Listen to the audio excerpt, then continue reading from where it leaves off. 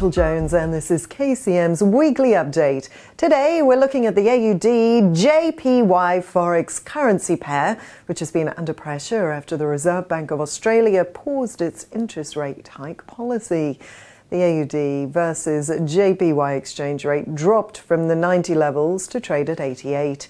Support lies below that level at 86 if the current weakness persists for the Aussie dollar.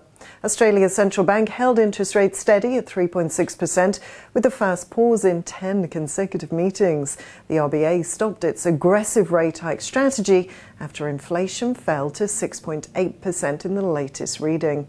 The Australian Treasurer Jim Chalmers said, "We do not need to be careful about this new measure of inflation, which will be volatile month to month. But on the face of it, this is a very encouraging sign. It's more evidence that inflation peaked at the end of last year and it's moderating this year, but it will be higher than we'd like for longer than we'd like." The Reserve Bank Governor Philip Lowe warned markets that the latest interest rate pause should not be seen as the peak. He said the decision to hold states steady this month does not imply that interest rate increases are over. He said, indeed, the board expects that some further tightening of monetary policy may well be needed to return inflation to target within a reasonable time frame.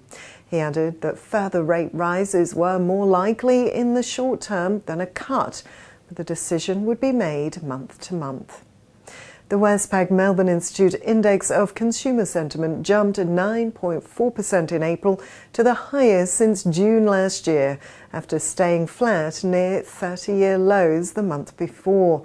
The index reading of 85.8 still meant pessimists outnumbered optimists and was down 10.4% from April last year, just before the Reserve Bank embarked on its most aggressive tightening cycle in modern history. This could move the Aussie dollar. We'll be keeping an eye on China inflation and Australian employment to monitor the AUDJPY. Well, that's all from me for KCM. Don't forget to subscribe and I'll see you next week.